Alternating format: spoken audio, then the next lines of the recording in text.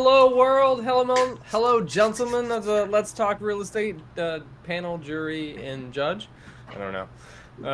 Nice one. Welcome to our weekly show where we talk about real estate and stuff. If you're not subscribed, please do that. Best place is on YouTube, but follow us on our social media channels. Just go to links.letstalkrealestate.tv. No, links.letstalkrealestate.tv and find us. But lots to go through this week. I personally feel like the world is on fire this week. Maybe that's just everything that's been coming my way. But what has been going on in your life, Carlos? I feel like you started a fun call this week. Yes, a very fun call. I appreciate you asking. And it's something that we haven't had available for a while. That's essentially just group collaboration, I'll say. Currently named Office Hours Training. The name is TBD. So if you have any suggestions, throw them our way. But essentially just collaborating on essentially group training, best practice call. Not only best practices on investor views, but what's working in people's businesses, giving a chance for people to network. So I appreciate everybody registering and coming to that'll be every Thursday, 2 p.m. EST, unless it's a holiday. So the Thanksgiving call, we moved to Tuesday in a few weeks here. So that'll be on Tuesday. But yeah, super pumped on that. Some tropical storm stuff going on for the Florida boys. It may mostly be me at this point, or earlier in the week, and then John. But yeah, just some. They already gave my kids off. They got off for school for 2 days. Like, what the fuck? Well, wait, I've been the only one that was here when I was a kid. I went to school when there were tropical storms coming through. The whole world has become a whole group of fucking sissies, dude. Wimpify everything. They can't even go to a storm when it's fucking raining out. What do they think is going to happen? I get it, man. If you were on the coast, I get that. We're so far inland. I mean, they're giving them off Thursday. The storm's not even expected to hit until that time, and we're further inland, so what do they think is going to happen? Mm-hmm. Yeah. And just for the record, I mean, it's kind of probably obvious at this point. This show comes out on Friday. We're pre-recording this week. Because we would have been able to talk about what happened to the hurricane yesterday. But we're recording this on Wednesday, so it's tomorrow. 100%. You want to know why? Because our commitment. That's right. Our commitment to making sure we record every single day. And I want to just say this because I feel like now we're a bunch of hypocrites. We're not pre-recording it in fear of the hurricane. We're pre-recording it because of scheduling conflicts, and we never want to miss an episode. We are now on episode 35, and we don't miss it. I'm very anxious to find out what's going on in these elections. I hate turning things into politics, but I am so effing happy DeSantis won. Like, I love the fact that was a landslide. Oh yeah, and my home state of Pennsylvania is just getting thrashed, just up there with the guy they got going on, Fetterman or whatever. And it's funny when you look at the map of like the places that have won, red versus blue, and a lot of these southern states are all red. Where I recently bought my mobile home park is a red state, and I'm rooting for them up there. Love those laws in that state. But it's not over yet. As the time of recording this today, there's still a couple states up in what do you call it? Up in the air as to who's winning them, as to whether or not we're having a red wave or who's going to control the House and the Senate. But it looks like Republicans are going to control the House, which is quite interesting to me. Hopefully, I don't care what your politics are. Nobody could think siphoning off billions and billions of dollars and sending them out to everywhere is a good thing. So hopefully we could put a stop to that type of agenda. We're just printing fucking money. It's as we keep going through elections, I just keep reminding myself like it is what it is. And honestly, like I keep looking back in my life, was like how much of the politics out there have really like come into an effect. I think the biggest affection has been like COVID and like how money has been treated since that. Like beyond that, like Supreme Court maybe, but I feel like a lot of people get really wrapped up into the results. Honestly, like I keep thinking about like we've had like conversations in the show about like other governments and how small they are and like how they're able to like run their countries, whatever. But I was like, I kept thinking to myself, what if you could actually get a living, like a really good salary in governments, and you're able to handle things where like you're not like getting donors and you're having to give them favors, and like you actually have like real, legitimate, honorable people in the government. Well, how different things might be, because I think everybody everywhere is a little strange on both sides of the party. So, anyways, I agree. I made so much money during a Democratic era of Obama. Other than his healthcare plan, I had no problems with Obama. Economy was good. He recovered that pretty well. And again, I mean, who's to say who does what as things lay over and things don't happen immediately. Everything takes time. But it made money in the Democratic Party, made money in the Republican Party. I'm just continuing to make money regardless. You know, I life saw continues. something. Yeah. Speaking of COVID, right? So I was reading. I had fallen asleep in front of the TV, like I always do, and I'd woken up in the middle of the night because I'd fallen asleep Monday Night Football, and I fell asleep and I woke up and it was still on ESPN, and the Bruins were apologizing for hiring a kid that had been bullying another kid when he was in high school. And I didn't understand it, and I'm in a fog of, you wake up at 2:00 to go to the bathroom or whatever, and I'm just like, what the, like, this doesn't seem right. Like, what are they talking about? Like, how can they hold somebody accountable for this? So I dove deep into it and I read multiple articles. And I just feel some sort of way about this because I think it's a crock of shit. I think it's our world is sissifying and everyone wants somebody else to deal with their problems. And so this kid had openly admitted that when he was 14-year-old, he bullied a kid.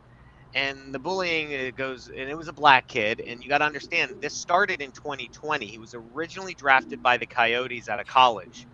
And at that point, Black Lives Matters, everything was wrong in our country with the coronavirus, COVID restrictions. Everybody wanted to be heard. It was cancel culture going crazy. Oh yeah. So they had gotten such a backlash that he had basically bullied a black kid who was also developmentally challenged. He was a little slower.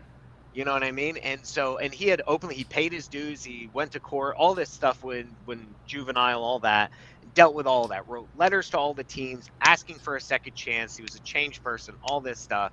Well, in 2020, the Coyotes couldn't do it anymore. They couldn't handle the pressure, kind of like, our team, the Redskins, couldn't handle the pressure either. And at that point, they had let him go. 2 years, maybe a year and a half, whatever, 2 years later, the Bruins come in and they try hiring this kid, and the coach, and that's what I woke up to, was the coach or whoever it was saying, I had figured enough time had passed that we could give this a shot again.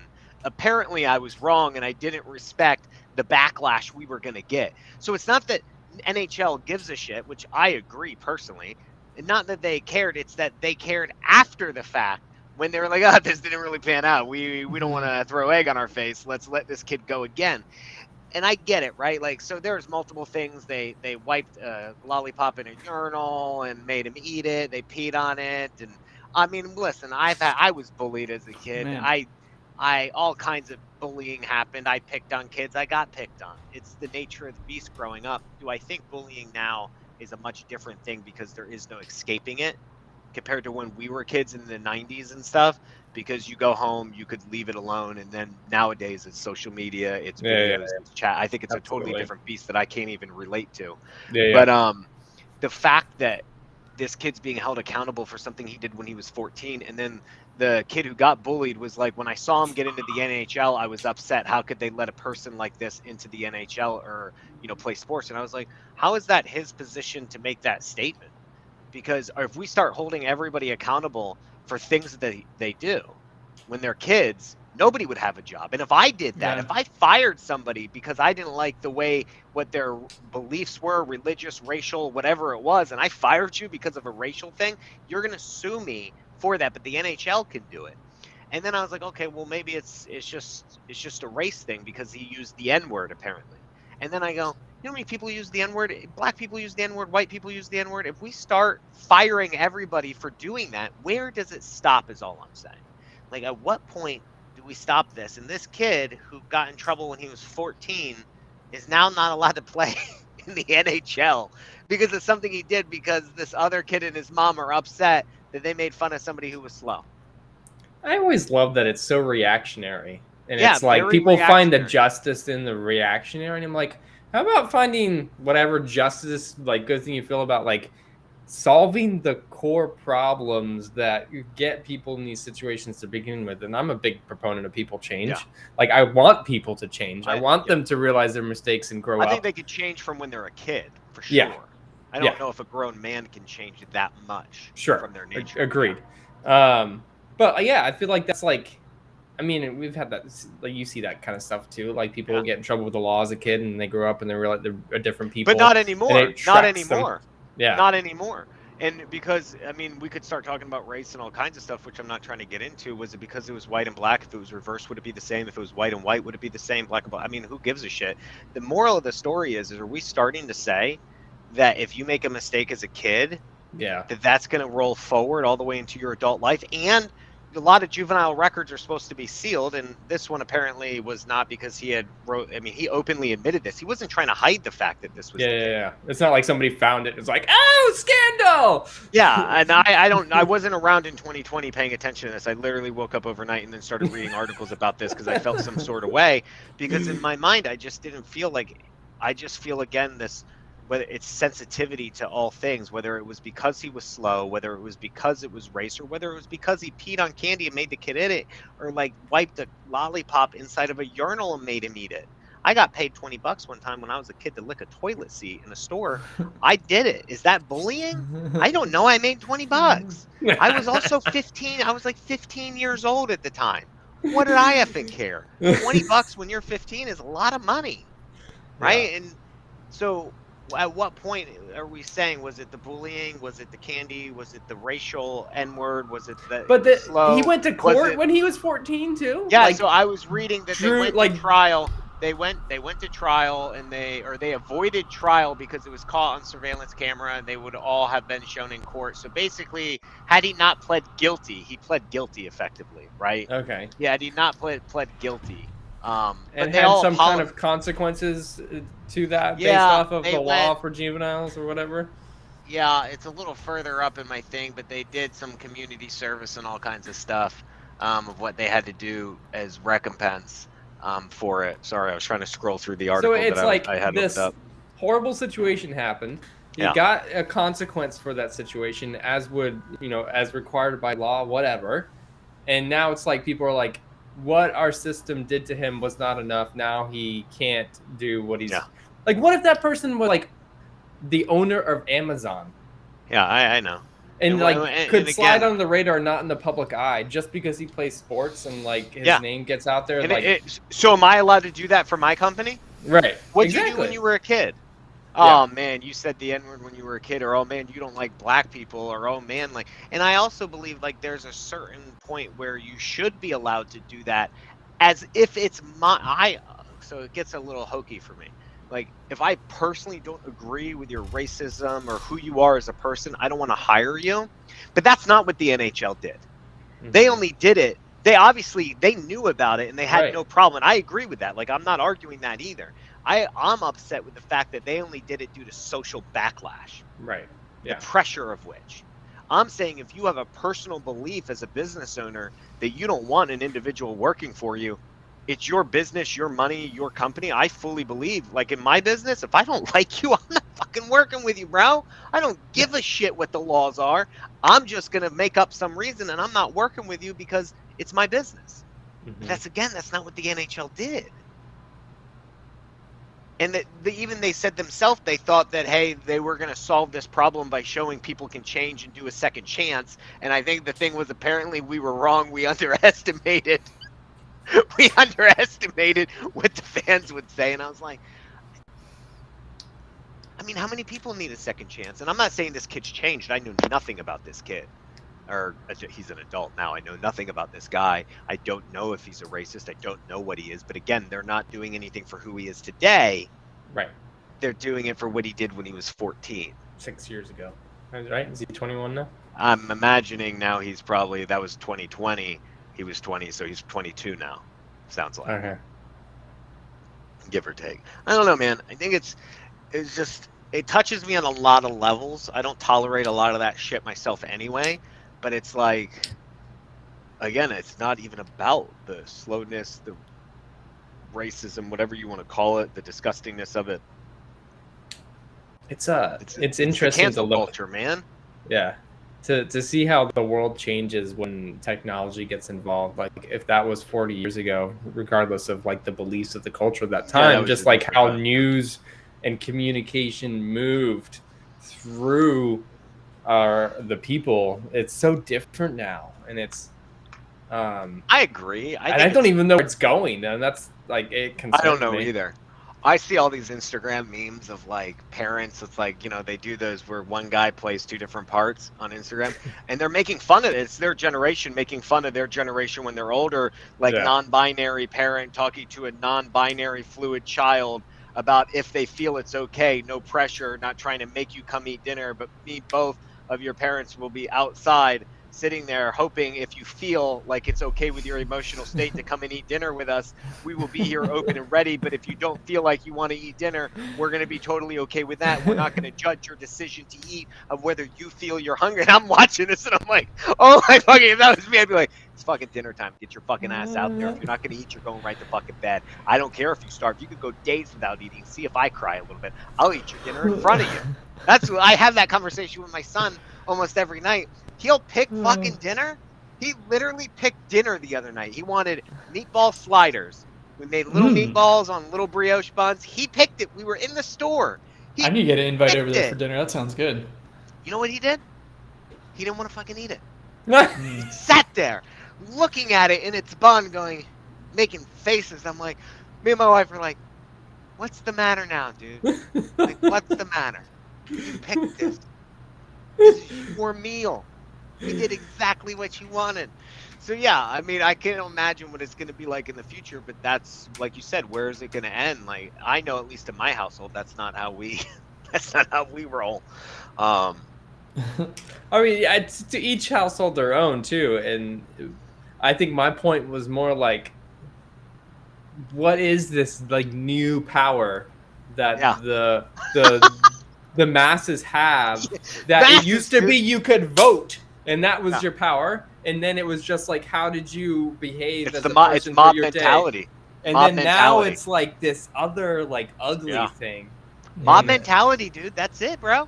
Mhm. It's like if you ever, I'm gonna bring it back to Disney because we're all the same age. Remember Beauty and the Beast? Yeah. Mob mentality. He got them all together to go get the Beast. They got their pitchforks. The poor guy never did anything. He's just living up in his fucking mansion with the most amazing library I've ever seen in my life. I wanna own that library, right? I would read some books up there. And the Yeah. mob mentality goes up. They had no reason. They just felt a certain way. And it's like nowadays our feelings, everything about our feelings is taking over. And it's funny because like I was watching this other video and this person was giving a speech about how they feel, like their gender. They now don't identify as male, human, his, her, anything. They now identify as God, Oh. because Okay. God is the only thing that is truly fluid, everything at all times, everywhere, like omniscient in a sense. And Mhm. that's the only way this person could describe who they want to identify as. And I was like, are you shitting me right now? That sounds like an ayahuasca trip or something. Like, Uh-huh. are you shitting me? It was a girl who was apparently a guy, but was not a guy, was now a god. And I was like, this is okay now. This is where the world's coming to. But that's the thing, though, too. You have to look at it at the opposite end of the spectrum. Whatever, each person to their own. You just saw one video of one person. Yeah. It's like, how many people are like that? But because of social media, like there was Yeah. one beast in France, Yeah, and it's like now the mob goes after the beast, and it's like, how many of them are like that? social But media, just man. because it can spread, and it's just like there's no frame of reference to it. Yeah. There's no perspective that comes with that.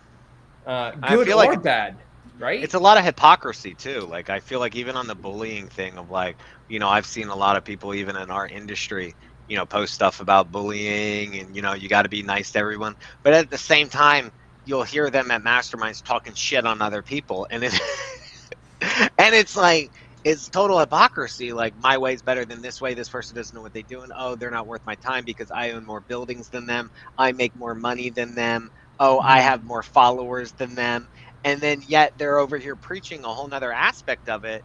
And that's where I think it's hypocrisy, and I equate it to the same thing. It's all for that socialness of it, and I don't know where it ends. I don't know where it goes, but I think as long as we start chasing that we're chasing acceptance. That's what I felt the NHL was doing. That's what I felt the Redskins were doing. I know the guy didn't want to change the name, Carlos. Like, I get it. I mean, I lived up in DC. Like, Redskins fans, man, like, they were diehards, bro. Like, they would get ready on a Friday to head down to watch a game, man. And now we're the Commanders, and now Bezos is buying it. I mean, that could be pretty cool though, because he might use drones to drop beers and stuff off, and like you could he might have like an Amazon warehouse at the bottom of the stadium, and like you could just shop and order all your stuff. Damn, that's a good idea.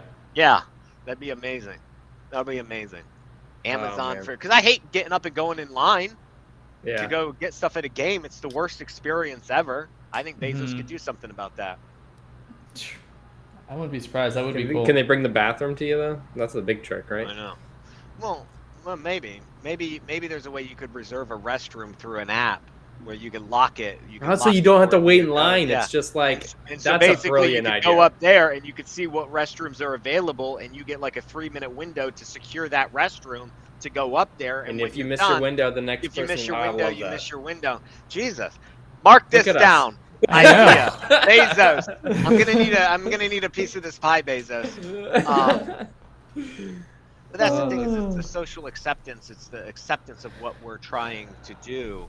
I saw somebody post something the other day about, and he was so polite about it. He's a huge influencer. He posted the other day about how wonderful it was to have his family and to like be a dad, just exist around his daughters and wife and dogs, whatever the fuck he's got, and how blessed he was, and how it's a shame that not all men can do this. And then I saw him post like later at the end of the day, like an apology, like I didn't know, like he even said like, no offense to people who don't have this ability, but this is like the greatest blessing. And then later on he's like, damn, like I didn't, I even prefaced it, but like still everyone's offended that I would dare on my page say how grateful and how blessed this is, and this is the greatest feeling ever, and it's a shame nobody else can have this. I agree with him. But again, like, so the mob mentality, you get ganged up on with people saying, how dare you say that you get to be with your kids? I don't get to be with my kids. And then you have these same people saying that it's you have to own your own actions and choices. The results of your life are your results of your worry choices. about yourself. I know, people. Dude. God. I know. Just stop sitting at home worrying about other people's lives. Wow, did we get off topic? But that was fun. We got off topic. We'll loop back to this episode, maybe like 535, and we can look to see like what has happened in the last year, how much this has changed. Is this conversation getting any better or getting worse? Yeah, I think it'll only get worse. I don't know. I think it's got to go through like a does. period. It's got to go through a period where it's just like the ugly comes out, and then maybe it gets to the point where people just like believe. Maybe that's what it takes. I don't know. I think so. It's just hard, man, because you're saying people are going to leave social media, but why would they do that when they monetized it? I mean, I know guys in real estate who make more money in social media monetization than they do in real estate. Yeah. So why people just leaving Instagram and Facebook and so how do we solve the trolls then? The people that people are always going to be unhappy, man. The problem is they never had a voice before. Yeah. You can't control unhappy people. People suck at life and they're out there. Back in the day, it's something I always talk about. You have this conversation with my eldest daughter. It's like back in the day, these people would just die. Mm-hmm. They would have been slaughtered, murdered. They would have been killed at war. They wouldn't be around. Now they exist and we take care of them, and their voices are okay. It's okay to hear this, and they give them a platform to talk and bitch and moan. Again, it's why somebody asked me why I don't like reviews, and I said I don't like reviews because you have to force people to give you a good review, but people love willingly to give you a bad review. Yeah. Absolutely. I had a guy, we had phenomenal. We saved him and his wife, all kinds of stuff. I mean, he was thanking us the whole way. He said I was doing God's work when I went into his house. That's how bad it was. And he swore up and down he's going to give us a review. You don't even need to ask twice. best review ever. So blessed to have met us. We saved his life. How's that Never. review coming? Never. Hasn't. Never But got you know it. what? If I fuck up once, one All right. thing I say that doesn't mesh with something else I said. Keyboard warriors going at it, bro. Keyboard warriors. uh, Eric Brewer, actually, a shout out to him. I took that Novations training, and he has inside of his script, he has a thing where you check that you're willing and going to give a review and get paid for it, essentially. Like, he has that part of his contract. It's actually quite genius. He does a lot of things well, I will say. Very interesting. Well, way off topic. Let's get back on the topic, and we'll transition this into we three here aren't unhappy people sitting at home as keyboard warriors. We do a lot of things, and what we kind of wanted to walk through this week and discuss is kind of what you enjoy, what gives energy in your work, and kind of the process of making that as much as what you possibly can do. But I think, Carlos, you kind of, I can't even remember how we got into this conversation from the last episode. Because of the mobile home park. The mobile home park. That's why. See? I was why there's three of us. I was saying to everybody, basically, we get stuck doing transactional deals inside wholesaling, and you can make good money, and it could be very tempting. And the problem is the money can tempt you to it, but where it becomes very tedious and repetitive and not very energy based. And some people may really enjoy that aspect.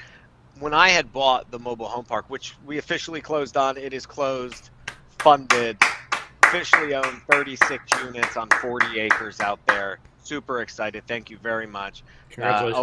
Owe a lot to Tyler for helping get this done. We had some hurdles at the end with titles. I actually just got all my titles in the mail with everything from the guy, so it was phenomenal.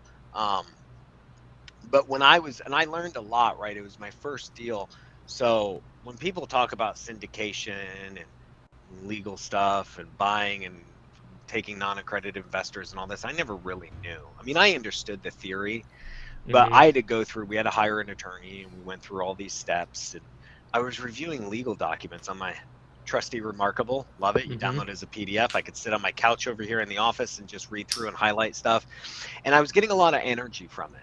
Is setting up like our PPMs and like our advertisement, our little packet, presentation packet kind of thing, and getting our operating agreements together to present to raise the funds.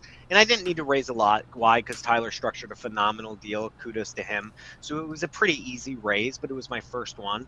And putting all this stuff together kind of brought me back to what I wanted to do when I got into real estate to begin with, which was basically invest long term, which was to open funds, take money from people, do stuff.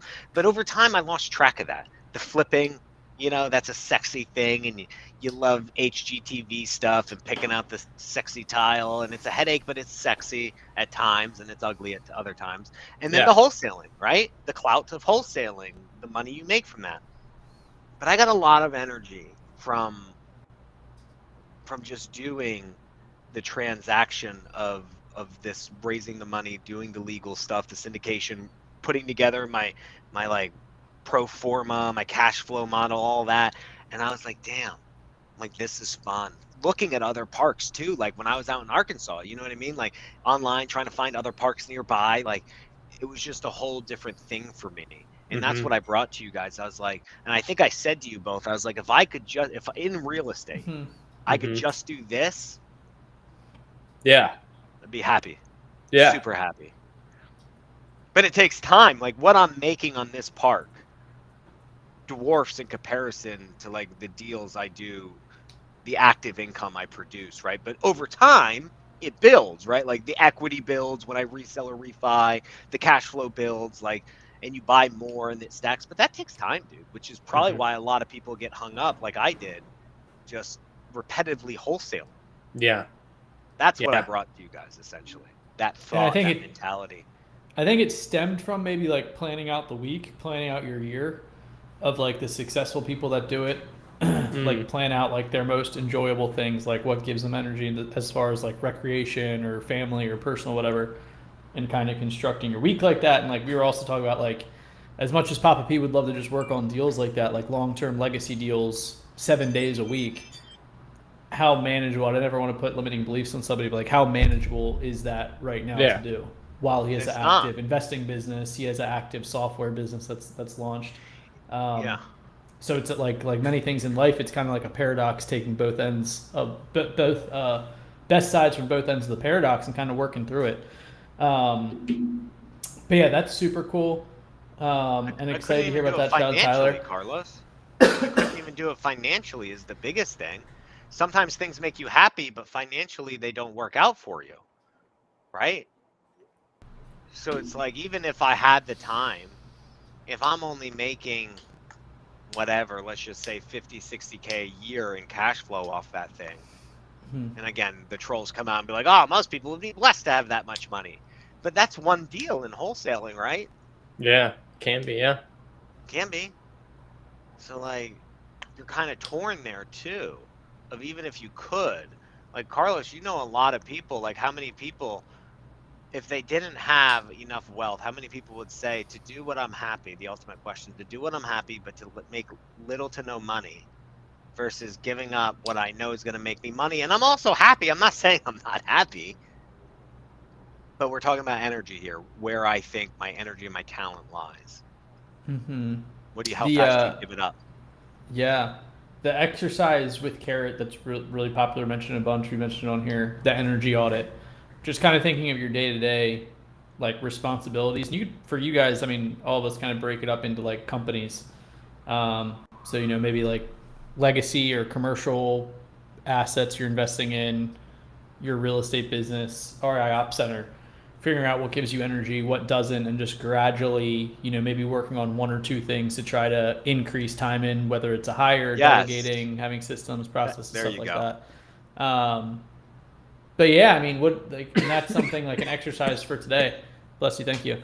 That'd be an exercise like for today. Like you guys can go to carrot.com. I believe it's carrot.com/energy.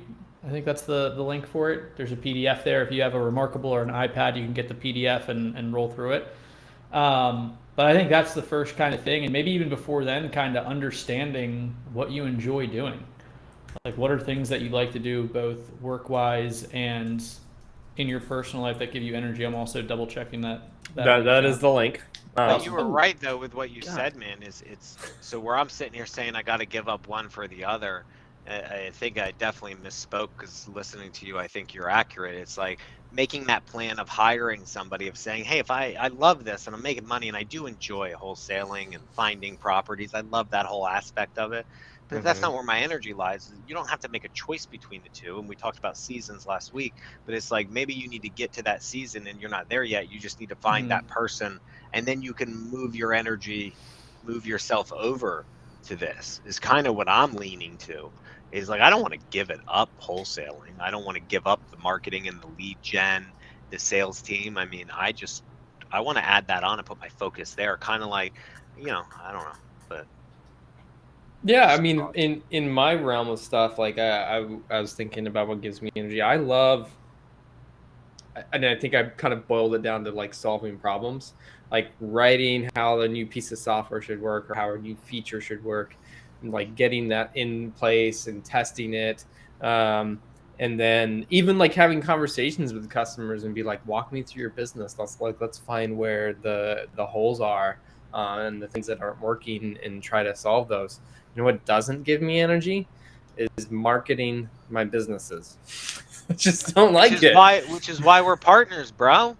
I know, but it made me think, like, I have to do it. I have to force myself to do it. I literally block off time on my calendar to make myself go and focus on these tasks, because it's important and I need it to hit the goals I want in my life and my businesses, but it's not things that bring me energy. If I could just like chat with customers all day long, jump on the phone with them, find their problems.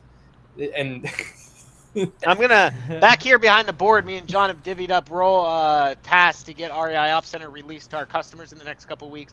We have chat right here. I'm gonna write John's name. He just volunteered and said this gives him energy, guys. Okay, we're gonna put John's name John put a star next to it. That's There you all you, go. bro. That task is now yours. Excellent. Cool.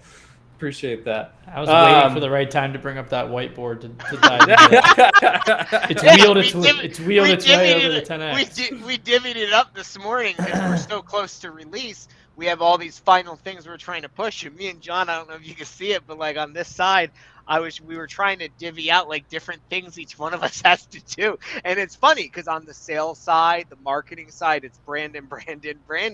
And then on like the customer, what do you call it? Like the program side, the solving the problem side, it's John. Except for this one for chat, because we're like, man, we need like our chat functionality to talk to customers during their journey in our software. And now I got a name next to it. Now you John. got a name next to it. There I am. But yeah, like, I mean, and that's the thing. And it is like seasons and where you grow and like how do you. But I think this is the first part, right? And I don't think a lot of people are aware deeply that certain things give them energy versus others. There's probably like, I don't like to do this task, but they're not necessarily thinking about it in terms of like what keeps you going through the day. And sometimes they'll avoid those tasks altogether. But actually like looking down at it and Make saying, excuses. yeah, we used to do a thing at InvestorFuse way back when we were getting started, when everybody was wearing like 4 different hats in the company, is we would like for a week, we'd write down every single thing that we did. Just every day, like every hour, what is it that you're doing? And then we'd analyze that and say, okay, what are things that can be moved off your plate, put on somebody else's plate? And like, that's how we ended up starting to get to different roles in the company. But like, that was a really eye-opening exercise, because you can then see and be like, oh yeah, man, I spent 3 hours today in Excel running macros, and I wanted to literally tear my eyes out. But when I was on the phone for an hour and a half, dialing through my list, having conversations with sellers, man, I was pumped and I wanted to keep going. But my day ran out. I had to leave. I had to go home. My family needed me, right? And so it's like, well, how do you take those 3 hours of things and get those off your plate and expand the time that you do enjoy and does give you energy?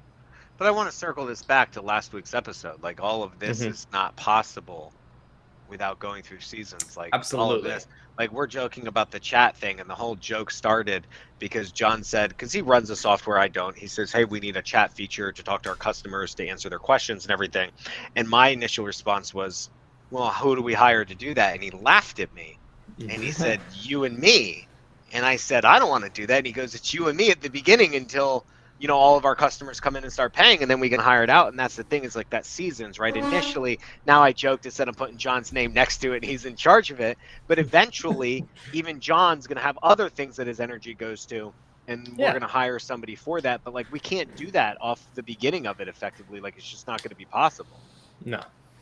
Yeah, and you always have to be aware, even the things that you enjoy, right? Like, you may enjoy 5 different tasks, but you got to get 2 of them off your plate, because then those other 3 more important ones will never like grow. Like, there's a lot of like awareness involved in this stuff, and it really is the seasonality of it too. 100%. Like, sometimes you just got to knuckle down and do it. It's just not always possible, man. Like, to have everything you want at the exact moment, everything takes time. Time flies by in doing this type of stuff, man. Absolutely. But, you know, and I love, there's certain aspects of REI Ops Center I love, and there's certain ones that I hate. Like, I don't, like John knows, like, I don't like writing all the errors and stuff. Like, I'll record a video or like just generally start typing some big picture stuff down, and John's got to come through behind me. And it's like, it's my name on, it's my name on the text of what needs to be done, but it's not my writing. It'll be like 4 sentences by Brandon. I go back the next morning and it'll be like bullet pointed out, tabs, spaces, organized and structured with screenshots. And I'm like, I don't remember doing that. That looks real good. That's got my name on it right there. And it's like, but that doesn't give me energy. But he knows, like, I love finding out the errors. Like, I'll go through the system, test the shit out of it. But putting that down. And I love the selling of it too. Like, I'm excited. Like, the webinar gave me energy, and we got another one coming up in a couple weeks. And I love that type of stuff where I'm sure, John, do you want to do the webinar? No, I'm good. Thank you. You see? Just different energy, different things. But I just wish I could find that in the rest of my real estate business, where it's like there's certain things. And I started transitioning somebody over. She's phenomenal. And I'm starting to transition her over to more of an operations role, overseeing all of our departments, so I could get out of it. Because, you know, I did think about this, and it's like, I want more time to focus on the parks. I want more time to go visit them, to look them up, to negotiate, to raise money. Like, and I think it's an evolution in real estate that you get to. And I don't think there's a money level, right? Like, you have to make so much money to do this, right? Because a lot of people think, when I make $1 million, or when my company's making $5 million, I'm going to step outside. I don't think there's a money thing. I think it's an experience thing and a structure thing. I think your business has to be structured. And I think you need the experience in one thing to then move on to that, regardless of whether you have money or not. Because, listen, I bought this thing. I didn't go to a bank. I mean, Tyler structured a phenomenal deal with seller financing. We used creative financing on it. So I just needed to raise some of the money. I didn't need to go to the bank. I didn't need first position or second positions or anything like that. So you don't need a lot of money to get deals, but you do need the experience and the ability and having the structure behind you for the rest of your businesses. Yeah, absolutely. I would love to get Tyler on this show personally. Yeah, I haven't asked him yet. Come join us. Yeah, if he's watching now, he probably is. Tyler, if you're watching this, I'm going to text you and I'm going to ask you if you want to get on the show, because I would love to know more about how he structured the deal effectively. Like, I wasn't a part of that. I was only the buyer, so I can't take credit for like the seller financing, but he was explaining some stuff to me on seller financing over the summer, and it was funny how it led into buying the park. But maybe we can bring him on. He could break the deal down, how he negotiated it, how he got the terms that he got, like what he said for our customers, and then how he chose to sell to yours truly as his #1 buyer option. I love it. I think that would be a great episode. Tyler, you're coming on the show, hopefully. You have to say yes. I mean, he's not going to watch it this week, bro. He's on his honeymoon. That's right. Enjoy your honeymoon. When you come back, you've got an episode to do. I hope it gives you energy. An episode. So maybe we can get him on either next week or the week after for episode 36 or 37. I think that'd be cool. We could break down the park, maybe share the screen a little bit, show our customers what we got going on, or not customers, but our viewers what we got going on, and maybe break down the deal and what I plan to do with the park too. Yeah, I love it. Let's definitely do that. I would love, Carlos, if I feel like you're Brandon and I always get up and be like, you got to analyze your blah, blah, blah. So, what gives you energy. Like, do you have some practical advice for people? I know that you've been on many of the Carrot Energy audits, and that exercise in itself is really insightful. I've done it once myself. But what do you do to kind of make sure that you're in the flow state, zen state. There yeah, I don't even know if it's that much. If it's so much that, as far as like kind of what we're going for, ideal output of just like understanding what your day and your week looks like. Carrot.com/energy, that PDF with the podcast episode. That's kind of like the OG of what you're looking for here. But I think you can get a little baby boomer old school here and just kind of map out your week on pen and paper. Start out writing like what you really love to do. Ideally, it's 2022. I think it's kind of common knowledge at this point that, Tony Robbins, top entrepreneurs in the world, like it just makes sense. The return on being active multiple times a week makes sense. Yeah. So let's start there. What are some things that you can do that you can be active? I mean, walking. Everybody kind of has their own thing. I love doing mainly now pickup basketball, yoga, golf as my main stuff. Like that's a good way to interact, meet people, things like that. But I mean, I would start there. Start out with your physical wellness. Just map out what you can do. It could even be like a 30, 15-minute walk a day, something better than that. Map out your time sleeping. Like when ideally do you want to sleep? That's my #1 for anybody talking biohack. And I know I mentioned on a previous episode I was watching some I was going to call you out on that. I haven't done too much, like I haven't done as much intentional like watching that video every day. I always just roll with the flow. I typically need 7-8 hours of sleep, but I would say the very first thing you can do is get yourself a calendar, Google Calendar, whatever you're doing. Figure out your sleep schedule first, when you can fit in some physical activity, and then your work. Most people, if you're kind of standard 9 to 5, you're probably going to be working around those hours. And then if you have family, I mean, you have to think about your relationships too. So I'd probably start with that. Physical activity, sleep, relationships. That's going to be the highest return on investment as far as like physical joy, getting creativity. And then it's kind of piecing into what we're talking about, like John doing like chats or talking to customers instead of marketing, or Papa P, talking about building funds and taking down deals and stuff like that. Once you have the foundation with that, or at least your ideal, you don't have to worry about being perfect every day. I don't work out every day. I don't get sleep every day. I don't, have my relationships every single one 11 out of 10. But at least if you have that foundation, at least plot it out every week, plot out for the month, the quarter, at least you have something that you're like aiming against. Like you're not just throwing something up against the wall and just going to the next week without analyzing it. You at least have your whiteboard driven out. Every day, just like waking up and being like, all right, let me just throw myself into this. It is massively it's totally different. wild. Yeah, the book Plan Today Tomorrow. I've only read the first couple chapters. I believe it is. It's a yellow book, but it kind of talks about even the psychology of that. That's kind of the main thing of that book. Of like literally, your brain will work so much differently, even if you have a planner like the Michael Hyatt planner.